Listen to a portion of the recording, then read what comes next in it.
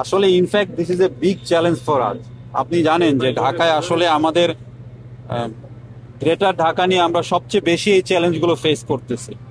বিভিন্ন আনাচে কানাচে বিভিন্ন জায়গায় অনুমোদনবিহীন, আমাদের কাছে কোনো ইনফরমেশন থাকে না, আমাদের কনসার্ন ডিপার্টমেন্টগুলোর পারমিশন থাকে না। আমরা যখন নিউজ পাই আমরা অভিযান করি, বন্ধ করি, আবার বিভিন্ন জায়গায় এইভাবে কিন্তু আসলে আমাদের প্রতিনিয়ত অভিযান চলে। তারপরে কোনো একটা ইনসিডেন্ট যখন ঘটে যায় তখন আমরা পুরো নেশন তখন এটা একসাথে আফসোস করি। কিন্তু আমরা যখনই ইনফরমেশন পাই আসলে সাথে সাথে কিন্তু আমরা অভিযান চালাই। এই জায়গাটা কি আবাসিক নাকি বাণিজ্যিক? এইটা আমি আসলে বলতে পারবো না, এটা রাজুক বলতে পারবে।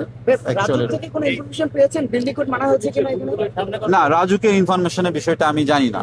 আসলে তো এটা একটা ইনসিডেন্ট ঘটে গিয়েছে, এটার সাথে সংশ্লিষ্ট আমাদের ফায়ার সার্ভিস, তারপর কলকারখানা অধিদপ্তর, ওনারাই ফার্স্ট এখানে এসেছেন। ওনাদের এখানে আমরা যেটা দেখলাম কেমিক্যাল গুদাম আছে, গার্মেন্টস আছে, আবাসিক জায়গাও আছে, মসজিদও আছে, আবার টিনের একেবারে 4-5 তলা করে বাড়ি করা হয়েছে। এগুলো আসলে কতটুকু বৈধ বলে আপনি মনে করছেন? অ্যাপারেন্টলি দেখেই তো বোঝা যাচ্ছে আসলে একটা বিল্ডিং এর সাথে আরেকটা বিল্ডিং এর কোড মানা, আবাসিক স্থাপনা এক জায়গায় থাকবে, তারপরে এই ধরনের রাসায়নিক এখানে থাকার তো কোনো প্রশ্নই আসে না। এটাও আসলে আপনার এটার জন্য টেকনিক্যাল নো-হাওয়ের প্রয়োজন হয় না, আমরা দেখেই বুঝতে পারি আসলে এটা তো কোনোভাবেই কাঙ্ক্ষিত না। এবং এগুলো থেকেই তো আজকাল মানে বিভিন্ন সময় যে ইনসিডেন্টগুলো এর আগেও ঘটেছে, আমরা ওইগুলোর ক্ষেত্রে কিন্তু এরকমই আমরা অনিয়ম দেখেছি। যখন আসলে ঘটে যায় তখন হচ্ছে আমাদের এই প্রাণহানি, তখন আমাদের একটা অনুশোচনার। জেলা প্রশাসন থেকে ক্ষয়ক্ষতির ব্যাপারে কোনো সিদ্ধান্ত নেওয়া হয়েছে? যারা ক্ষতিগ্রস্ত, আমরা একটু আগে সরকারের সর্বোচ্চ মহলে আমার সাথে কথা হয়েছে।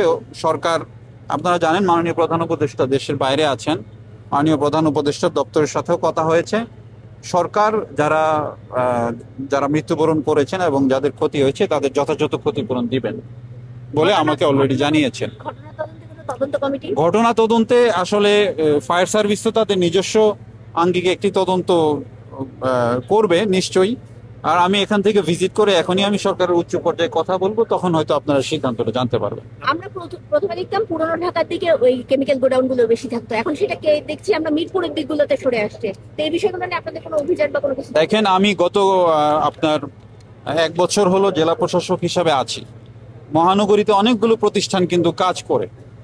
আমরা গত কয়েক মিটিং ধরে এই অবৈধ কারখানাগুলো এবং ফায়ার সার্ভিস সহ এবং অন্যান্য প্রতিষ্ঠান সহ আমরা এগুলো শনাক্ত করতেছি এবং অভিযান করতেছি প্রতিনিয়ত। কিন্তু এগুলো বিভিন্ন আনাচে কানাচে এই ধরনের পারমিশন ছাড়া প্রতিষ্ঠানের সংখ্যা কিন্তু একেবারে কম না। এটা আমাদের জন্য খুব বড় একটা চ্যালেঞ্জ।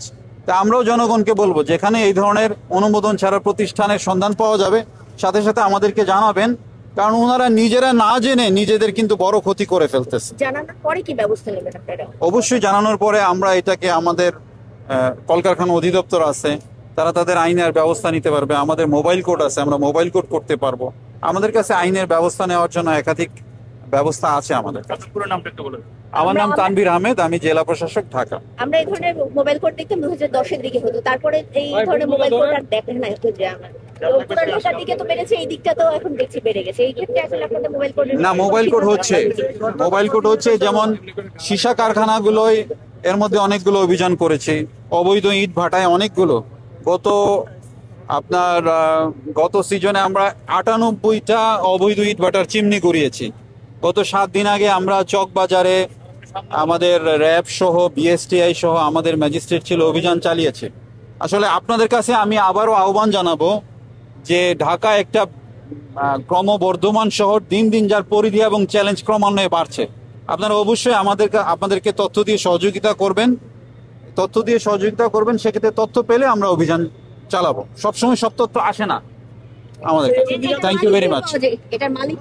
আমি একটু আগেও কথা বলে দেখলাম, আসলে ইনাদের মালিক পক্ষ বা কাউকে আমরা খুঁজে পাচ্ছি না। Thank you very much. চলমান হওয়ার পর আবারও কারখানা চালু হয় কিছুদিন পর দেখা যায়। আমি তো আবারও বললাম যে আপনারা আমাদের কাছে শুধু এখানে যদি আপনারা কারো কোনো করাপশন অনিয়মের তথ্য পান, আপনারা আমাকে জানাবেন।